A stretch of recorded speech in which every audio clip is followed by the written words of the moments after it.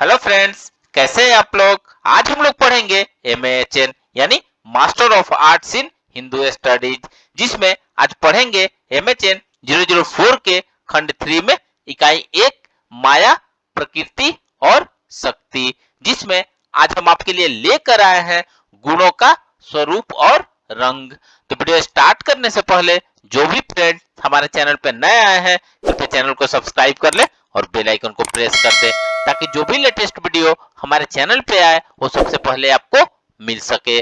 तो आइए ज्यादा टाइम को न लेते हुए चलते हैं अपने टॉपिक पर। माया, प्रकृति और शक्ति में गुणों का स्वरूप और रंग के बारे में पढ़ते हैं। तो आइए वीडियो को स्टार्ट करते हैं। ईश्वर कृष्ण सांख्य कारिका में तीनों गुणों का स्वरूप और रंग भी बताते हैं। सांख्य कारिका के अनुसार सत्व गुण लघु, प्रकाशक और आनंददायक होता है।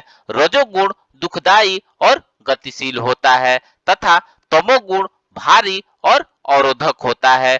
जिस प्रकार दीपक में तेल, बत्ती और ज्वाला परस्पर विरोधी होते हुए भी सहयोग करके प्रकाश उत्पन्न करते हैं, उसी प्रकार ये तीनों गुण परस्पर विरोधी होते हुए भी पारस्परिक सहयोग से सांसारिक विषयों को उत्पन्न करते हैं। सांख्य दर्शन के अनुसार सत्व गुण लघु, प्रकाशक और आनंददायक होता है।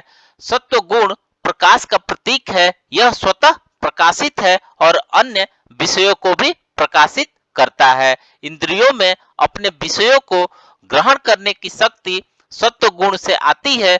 सत्व गुण कारण ही सूर्य द्वारा संसार को प्रकाशित करने और दर्पण में प्रतिबिंब ग्रहण करने की शक्ति आती है।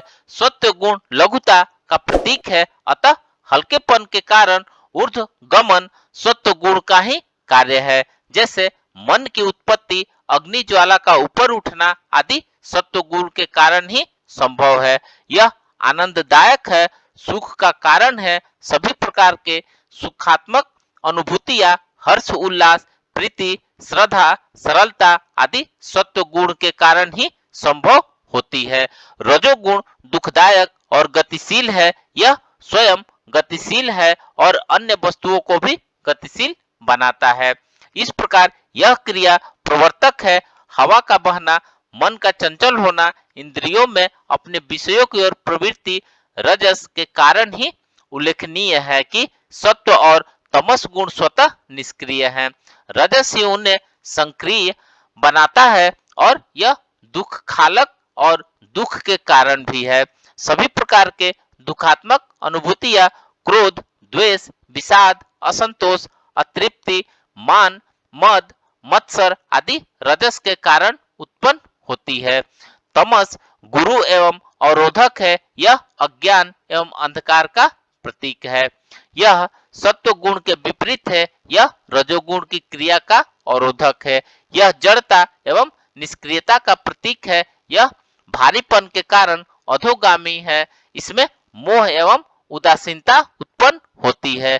सभी प्रकार की उदासीनता की वृत्तियां प्रमाद, आलस्य, निद्रा, तंद्रा आदि तमस के कारण उत्पन्न होती है। ईश्वर कृष्ण तीनों गुणों के रंग का उल्लेख करते कहते हैं कि उनके अनुसार सत्व गुण का रंग सफेद, रजस का लाल और तम का काला होता है।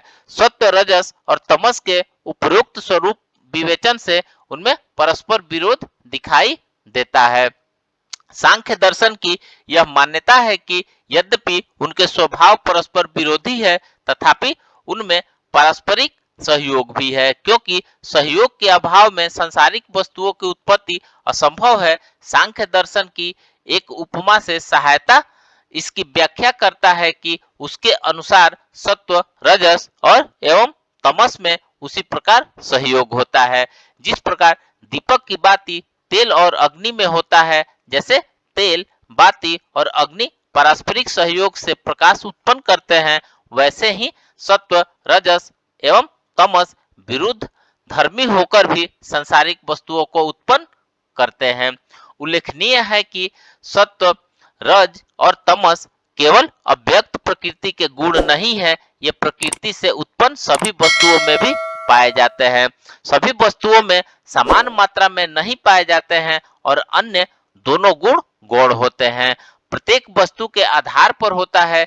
जिस वस्तु में सत्व की गुणवत्ता प्रधानता होती है और रजस तथा तमस गौण होते हैं, उन्हें सात्विक कहा जाता है।